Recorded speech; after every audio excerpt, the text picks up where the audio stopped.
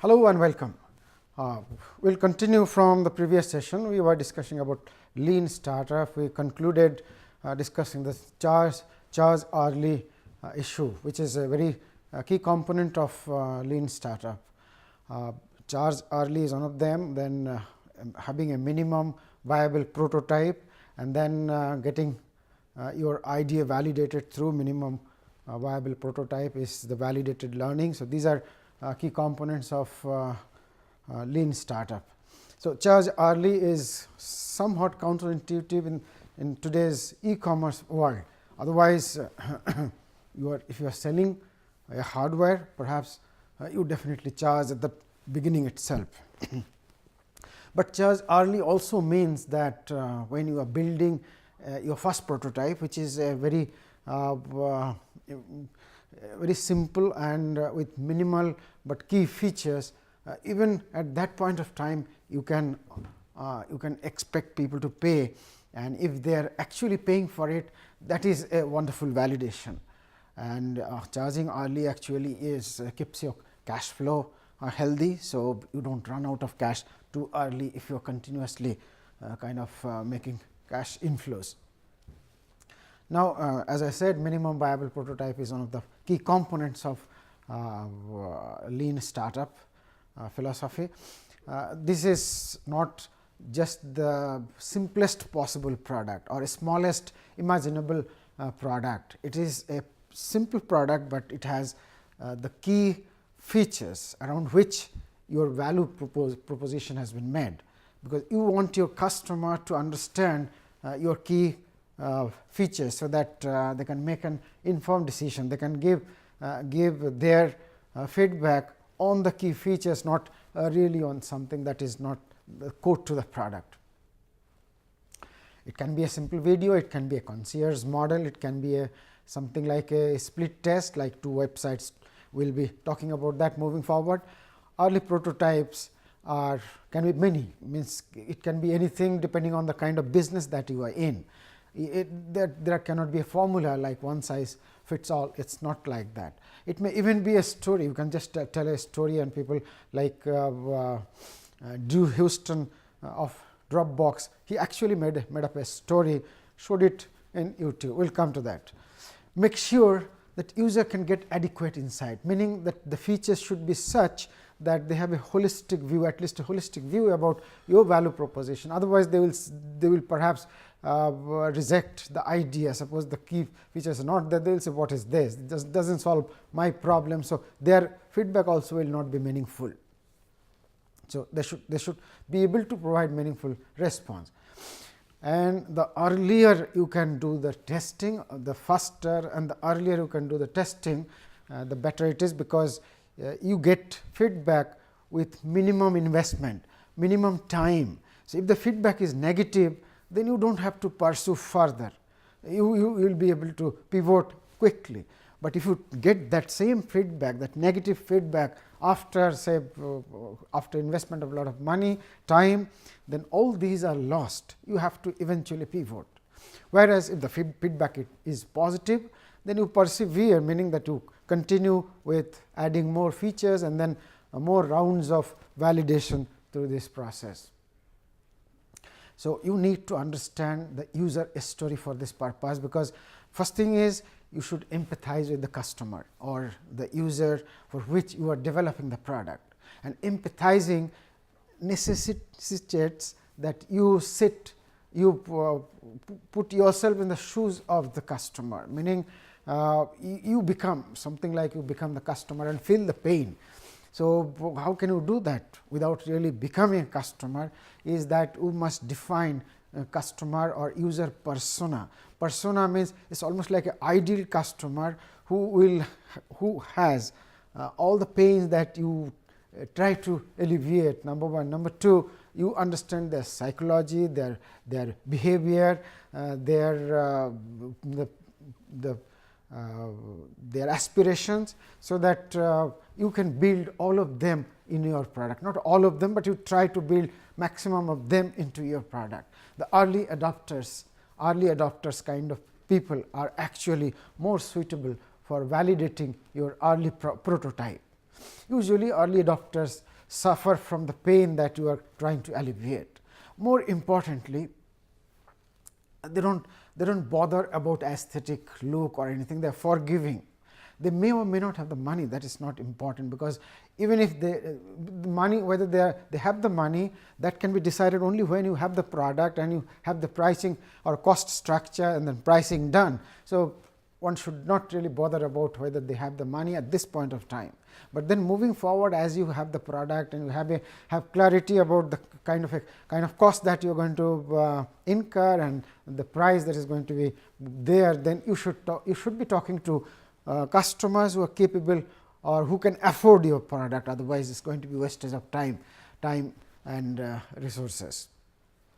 Particularly if you find someone who has already built some kind of a jugaad arrangement, meaning that he really have the pain and he has tried to alleviate the pain by himself. So, he will be looking forward to a solution more than anybody else, and because he is okay with the jugaad arrangement, so he will be okay with your early prototype. So, go ahead and move. The whole process of lean startup or this validation process and developing product can be imagined or visualized in the form of this build, measure, lean cycle, which is the bedrock of lean startup. So, it starts with building a minimum key feature product, so that customer can comprehend the usefulness of the product and they can give meaningful feedback. And then you analyze their feedback, their ease of their romance with the product, level of their satisfaction, their experience. So, you gather data on them, process the data, analyze the data and get valuable insight, and then refine your idea and then build again, which is more elaborately can be depicted this way, that you have the idea based on which you build a product, then you measure customer response or their satisfaction level, that generates the data, learn from the data and then ideate all over again. This whole thing is nothing but validated learning, meaning you build, you measure the customer response, then you learn, meaning you get your hypothesis validated, then rebuild or pivot. So, you need to onboard the customer on your journey by making some representation of the idea in drawing, video or whatever that is a topic. The objective is to convey sufficient information to the customer for them to make a judgment of your value proposition, and they should be able to compare competing solution and come to a conclusion that your product is superior or inferior, whatever, and they will be able to give you the feedback. It tests your hypothesis about customers, assessment of your value proposition. I have a separate slide on hypothesis, so let us move forward fast. Validated learning, same thing, you get to know which features they like your product may have 5 features. Now, suppose you are giving it to the customer, he or she uses 3 of them. You show them that, look, there are other 2 features. This is okay, I am not concerned about them. So, you understand that those are not essential for them. But at the same time, it says, I am looking for this, but this cannot operate that. So, you get a new information and you understand that that feature is to be added to this product for it to be made suitable for the customer. You also receive some idea as to what percentage of the target customers are likely to be early adopters or early majority, meaning that you give it to say 10 customer, 5 people say that yes, I am in. So, you get that 50% of the people will be my early adopters, because they are already convinced about the value proposition, about the efficacy of my product to alleviate their pain. You also get connected with some people and they are most likely to be your customer. Not only your customer, they are likely to be evangelist for you, meaning they are likely to carry this message across and they will convert some individuals who are not your customer into customer, meaning they will convince them to become your customer. At the very least, they would volunteer to be your early adopters, and you get the channel already set. Here is an example. This can actually be understood through examples, and I have plenty of them. Nick Swinmark had a hypothesis that people will buy shoes online. He pitched this idea before friends, before investors, before many people. People said, no, you must be crazy to think that way. Nobody is going to buy shoe online, because they want to put their leg inside and then test, walk a few steps, only then they would like to decide. But Nick thought, this is not right. People actually will buy, because I give them so much of convenience to buy shoes online, and they have choices. They can walk into 5 shops, but I am going to give them choices of maybe 100 shops, maybe thousands of models, and they can make a quick judgment without really stepping out of their comfort zone. So he thought, no, people will buy. So he made a kind of a concierge prototype, which is nothing but photographs of shoes, and he showed it to many people. They said that, look, these are the shoes, do you want to buy? People said, yes, but I don't want to buy online, I want to go to shop and buy. Then he said, you have to visit so many shops to really identify this shoe. Alternately, you just choose, I am going to send it to your home, don't pay. You choose, either you select or you reject. My person will come and take it back. You do not have to worry about anything. There is no risk or uncertainty involved. You just sit there, see the shoe, test it at your home, and then say, I do not like, somebody will take it away. Or maybe I will send you number of pairs. So, you choose one of them. You pay only when you are satisfied. Before that, you do not have to pay. People said, yes, why not? And then a company was born. So, he gradually, step by step built infrastructure, meaning a portal. He did not even maintain inventory. He maintained inventory much after. So, eventually, it was sold for $1.2 billion to Amazon. So, all that product that he had at the beginning is some photographs. That is the minimum viable product, and that process of getting validation is build, measure, learn process of validation, customer validation. Groupon is another example. Andrew Mason started a startup for collective action, meaning that suppose there is a problem somewhere, he wants to solve that problem with group of people. So, he will invite people to come and accomplish a certain goal, but then he did not find a lot of people. He started in 2007, it failed in 2008. Then he pivoted with another idea, and that idea was discount coupon. Intuitively, it may not make a lot of sense, but then now it is already established business. So, he started with a minimum viable prototype. What is that? He contracted just one shop, the Motel Bar. It is just by the side of his office. He just contacted them. He said, I will bring customer. You announce some kind of discount. Then with the discount, I will bring hordes of customer, and then you will have a lot of sales, and eventually you will make profit. So, they agreed, and it was a successful experience. So, he realized that this works. So, gradually he enlarged, and he set up his own website, and then invited people with respect to very specific advertisement, very specific offer by a specific brand or shops. Eventually, it became a wonderful business. In 2017, that the turnover was $2.84 billion. Now, I do not have the 2018 data, but it is a huge company, very successful. Now, let us do an exercise by ourselves, meaning let us start a company and see how to build a minimum viable prototype and how to go to market.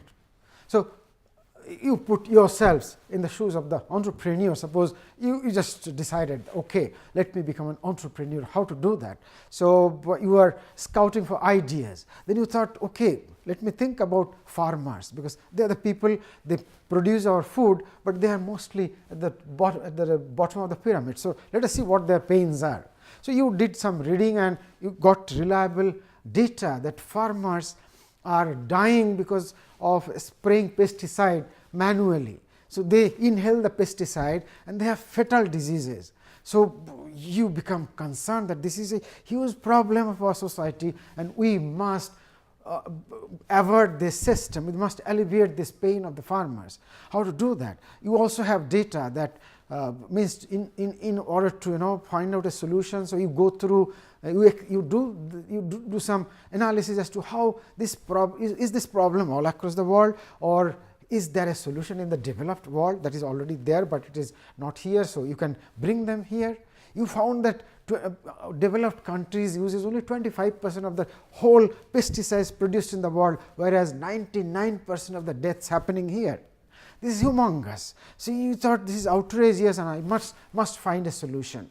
So, you got a pain point and you are convinced that this is you are passionate that I must find a solution to this and I must provide this solution to the farmer, money, no money. So, you have started gathering information as to how this is done in Western world, developed world, and you find that they are using small aeroplane, manned vehicle for spreading, because they have huge land holding, maybe thousands of hectares of land in one plot. So, you realize that this is not the solution in our country, where land holding is in terms of acres, 1, 2, 3, 4 to 10, something like that. So, this is not going to work in India. So, that is the starting point of your thought, that how to find an alternative solution. You are a kind of a amateur drone operator, meaning as a hobby you actually run drone and you are fascinated about that. So, you try to connect dots, that yes, drone, then this is unmanned, that is manned vehicle, and then if I can really load some kind of a mechanism which can spray the pesticide, then I can run the drone all over the land and pesticide can be sprayed sitting far away, remotely, controlling remotely. So, you thought, okay, there is a solution. This is kind of an eureka moment for you. So, you make hypothesis that drone based a device can be made using drone that can spray pesticides on land, and that can actually alleviate the disease or infection or whatever, means this poisoning of farmer who are spraying pesticides manually. So, that is your number one hypothesis, that farmers will, firstly you can do that effectively and farmers will be benefited, their pain will be alleviated and they will like to buy. Your second hypothesis is that okay, I will build it, but then will there be sufficient customer? So, you have a both in both cases this is leap of faith, meaning that leap of faith is another core philosophy in lean startup. You must have leap of faith, meaning that you must make some hypothesis based on, not based on facts, but based on your gut feel and based on your experience, based on your discussion with some early people, etc. So, you try to imagine what all features you need in a drone based pesticide spraying. So, these are your hypotheses. First hypothesis is the value hypothesis, second is the growth hypothesis. So, you think that pesticide can be effectively and economically sprayed using drone based device, making it a better option compared to traditional method, and farmers will find it valuable, they will buy this paying money. Your second hypothesis is there will be demand for enough number of such devices to achieve growth and earn good profit moving forward. So, these are the features that you have jotted down, kind of almost like exhaustive, but then it may not be. I will not mention them one by one, time is of the essence. So, let us move forward. Now, you try to gather more information, you understand, you kind of dissect the product and then try to understand what are the use cases in this product.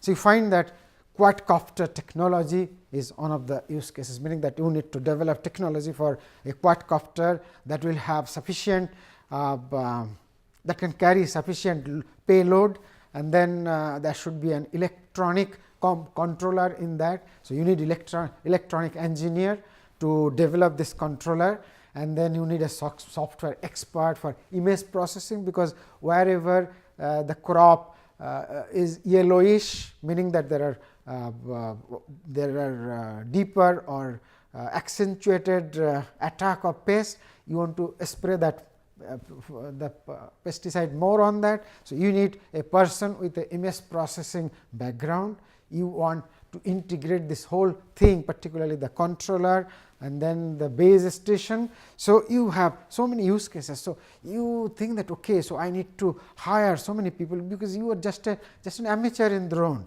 You do not really understand the electronic part of it, the software part of it. So, you start planning as to how to execute this business model. First off, you need to hire so many people, you need office building, you need to register your company, you will also need to put in place the required infrastructure. So, you estimate what should be the rough investment requirement.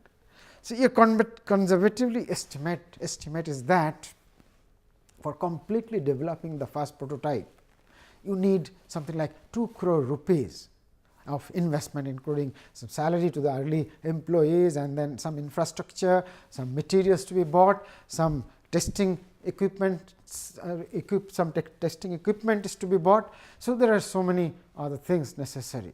So, you become really worried that God knows, after investment of 2 crore rupees, what will happen? Suppose farmers do not like it, suppose it is not effective or whatever.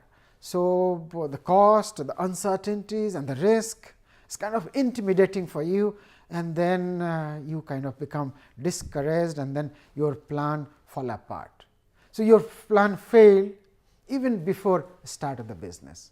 Suppose by some fit of passion, you actually start, you invest 2 crore rupees by borrowing or by taking it from your dad or somebody.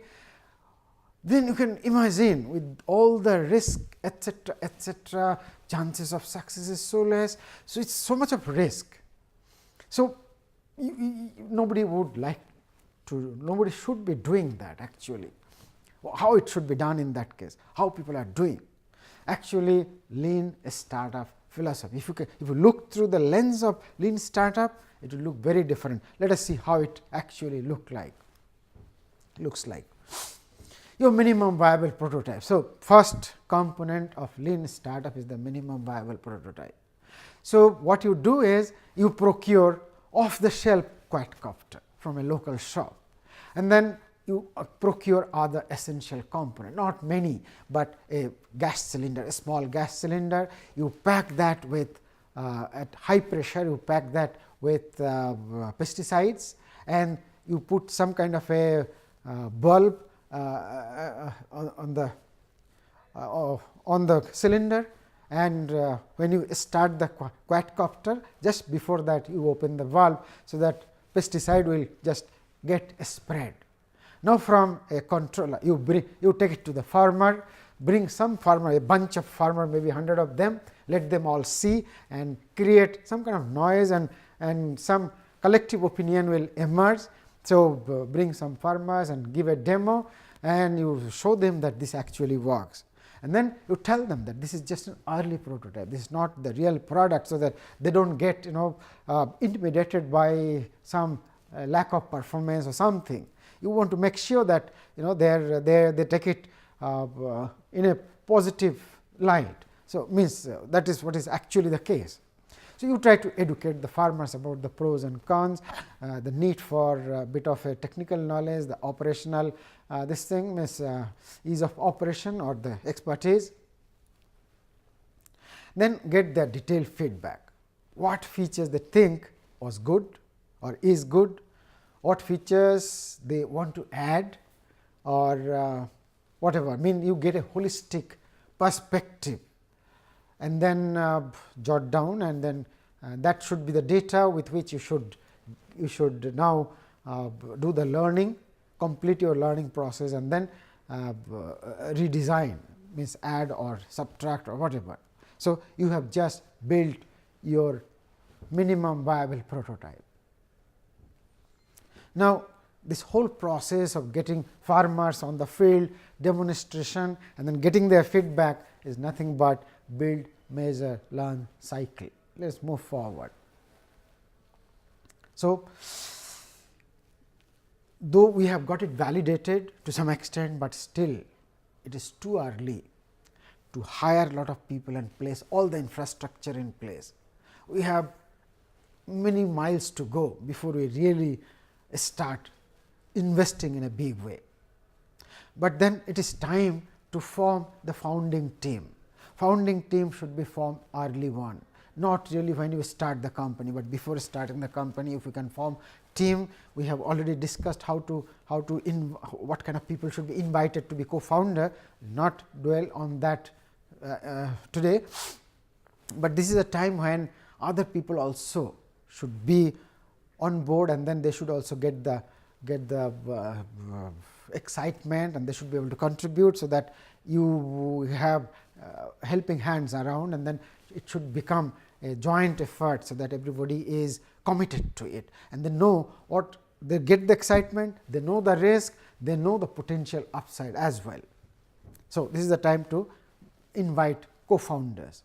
Try connecting. Now, you still do not have money. So, you have to really think of developing something with minimum effort, minimum investment. So, one way of getting knowledge is to invite engineering students, particularly for this product. We are in drone still, we will be in drone for rest of the time, almost all the rest of the time of the session. So, you invite engineering college students, good students who are passionate about developing new technology, particularly in your field. So, they are people with open mind, they have empty canvas. You give them a problem, and they will all jump onto it, and they will forget about sleeping and eating, they will till they find a solution. They are passionate people. So, find out that kind of people, and then you make your product in module, like say separate module, so that you can assign one module to one team, so that gradually and independently they start building, and finally, once this is done, you can assemble them. But then when you invite students, there can be many models, like you can invite them for internship, or you can even go to the college and offer this as a project. Money, no money, that they may or may not bother, meaning you just fund the components, purchase of the components, they should be kind of okay, or you organize competition. There are many models that people are using, like hackathon, for example. So, you can also crowdsourcing, meaning you just take one problem, then shoot it to the public at large, then some people will come forward with a solution. You can pay or don't pay them, that is understanding between you and them. Keep a close watch and identify real talent, because everybody there will be some fence sitter who just want to enjoy the benefit of the development or innovation. There are others who are dedicated, who contribute the most. Identify them, they are the potential future employees. This is the time you need some more money. So, you try for incubation acceleration opportunity. We will discuss about incubation acceleration some other time, but for that, suffice it to say that these are organizations like IIT Kharagpur. They have an incubation cell where they offer you a small space, all other infrastructure like electricity, water, telephone, network, everything. They also give you a mentor and some early money. IIT Kharagpur gives 25 lakh rupees at the maximum. So, you have some capital, you have access to IIT Kharagpur laboratories, to students. Now, you have a whole community, whole ecosystem that can support you, that is called incubation cells. Acceleration is slightly different, where they give a small sum of money, but for a very short span of time they try to accelerate your growth process, and they give a small amount of money as well, hand holding, they connect with customer, they connect with investors. We will discuss about that moving forward.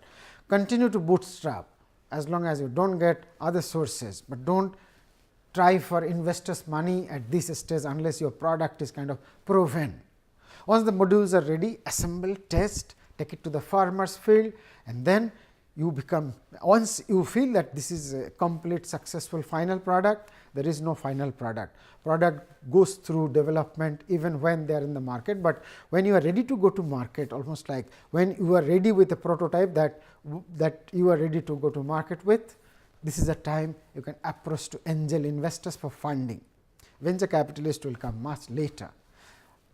Angel investors has a small check size, meaning that they invest a small amount, maybe something like 1 crore to 10 crore or so, and they they are not risk averse as much as venture capitalists are. So, they can invest early, invest for development of early prototypes. So, they are okay with this.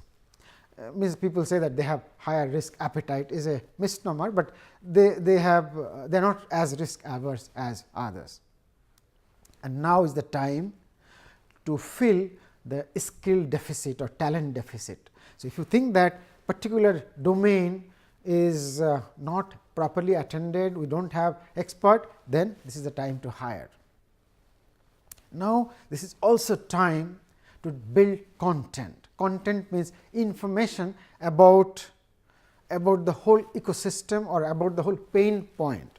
You tell the farmers that look, this is your pain. They may not be aware that they are dying because of spraying pesticide manually. So, tell them that this is the present state of affair, and tell them that this is a product that can alleviate or avert this risk that they are subjecting themselves through day in and day out. So, you make them aware about your product, aware about the pain that they suffer, aware that there is a solution to get rid of this. Try your best to have some leading media. This is a time when actually media, today's world media plays a huge role in attracting customer, in creating awareness about the product. Just publish an article in a media where what farmers actually read or view. So, the word of mouth will be spread. When somebody finds that, it will catch almost like it will spread like fire. So, this is the time when you are almost ready with the product and the market is aware about your product. So, go ahead and make this both ends meet. Validation process is never complete. As you keep on building the product and move forward, your process will always remain means the validation process should always run, because you cannot remain complacent. In fact, majority of the startup die because once they go to market, they think that the war is won and our business is successful because customers are buying. They stop the process of this understanding customers satisfaction level, and then coming up with new features, new design to better satisfy the customer. So, suddenly many of them realize that business is over. So, you have to continue to validate and come up with new design. Farmers, now suppose you have done everything and there are customers, farmers are buying, but then suddenly you realize that farmers are buying, but they are not using, and that is discouraging other farmers from buying it. Then you try to understand why is it happening like that. Farmers are not so educated, they are not comfortable operating a remote control drone. So, what to do? Many companies, actually when I was building this case, I searched the net and I found there is already a company in Hyderabad who are promoting this kind of a business. They are a startup and they are building drone based pesticide dispensation system, but I do not know how successful they are. But then it is going to hit a wall somewhere, because farmers are not so smart to use modern day gadgets. So, you may think of a kind of an entrepreneurial model, wherein you can invite some educated young people from villages, that why do not you buy this drone and use it as a timeshare machine, where you can farmers will pay you a small sum of money for spraying first pesticides for them. So, you make a schedule of spraying and then you earn a lot of money, and each farmer pays a small sum. So, that becomes kind of an aggregator model, and that may actually define success. Jappos is an example. Nick Swinmurth, we have already discussed this. So, let us move forward. Jappos has been discussed, so it is a repetition, but the message that comes out of it is the quickest and more economic way to get trustable real world feedback is to make a minimum viable product is the best. The minimum viable product should be simple, but good enough for customer to get sufficient experience. It should have the main functionality that you are trying to offer. So, or the job that you desire to perform. so that the feedback should be meaningful. So, get your hypothesis test. You have discussed this too much, so we will not go ahead. Dropbox, I just mentioned, here is the full story. So, Drew Houston, he pitched this idea before many people, before investor. They said hundreds of thousands of companies started to offer this file sharing business, file sharing in the cloud. None of them are successful. Many of them have been funded adequately, but none of them are successful. Nobody will like to again invest in your company for starting another file sharing business. But Drew was very confident, because he saw that all the services that are available on the companies who are offering the service, they have huge limitation. The files used to get corrupted, the security of data integrity was lost. Many a times people uploaded file, and when they downloaded, they found no data is there, etc., etc. So, he realized, and he came up with a solution where all these problems were eliminated. So, rather than listening to people, the naysayers, he made a video wherein he showed how trustable, how reliable his system is. And in the first day itself, when he uploaded this in YouTube, there were 75,000 waiting list of users who are waiting to register once the service is available. It is a huge success. Then Drew started the company. Eventually, it has become a $10 billion company. That is the power of minimum viable prototype. Is the YouTube video where he demonstrated the authenticity, the reliability, the integrity of the system that he is going to offer. Customer realized that this is far better compared to whatever is available. That is why 75,000 people registered. Earthback is another one. It is a social search kind of a company, means of a service, wherein they would be shooting some subjective question, for which there is no fixed solution. So, it will be spread through friends, etc., till a solution is available. They had the hypothesis, which was like this, that everybody is a huge knowledge reservoir, and they would like to share this knowledge with others, but they do not have a platform to do that. So, they offered this platform, that there is a question shot by somebody. If you know the answer, you give the answer, your name is, you can put your name, you may not put your name, but people will know that okay, so and so has given this solution. So, this whole system actually proved that their hypothesis, that yes, people are reservoir of knowledge, and they are interested to share this knowledge for the well-being of people.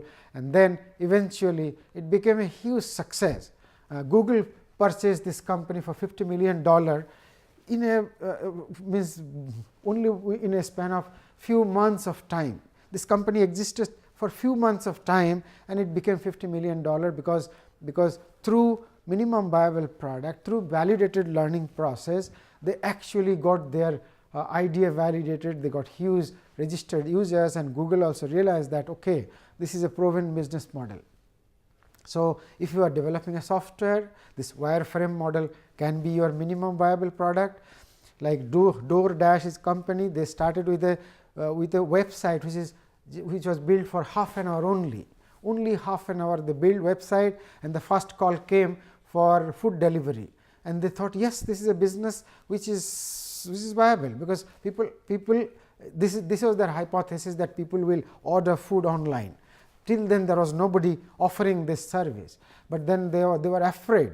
So, they spent only half an hour to build this website, and then it got validated by the first customer. So, gradually they built the company, eventually it became a huge company. DoorDash was valued at $1.4 billion. This is how Angry Bird was. It's not really a minimum viable prototype, but Angry Bird started like this, and eventually this became like that. So, that tells you the story how they move forward with validated learning, obviously. But then one size does not fit all, meaning that in the different business context, your minimum viable prototype will be very different.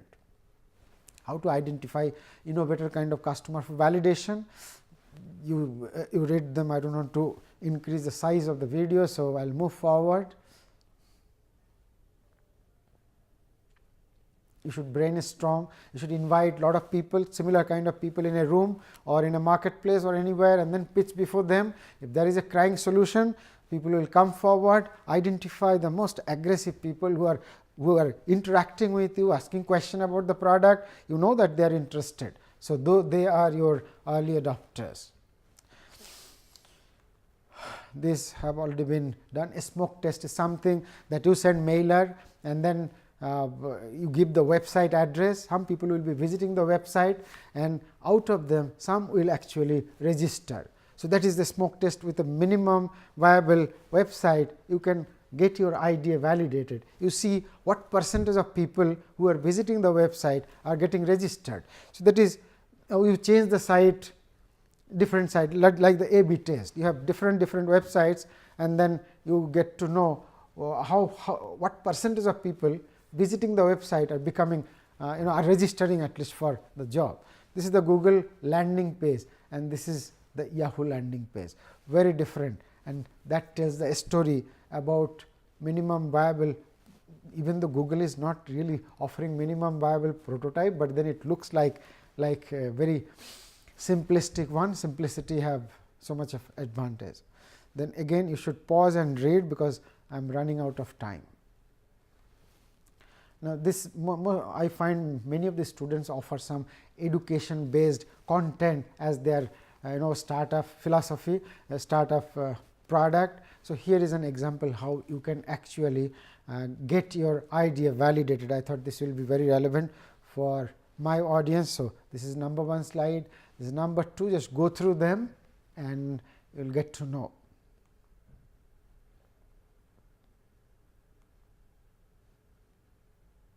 Some quotations, some very important references, and thank you.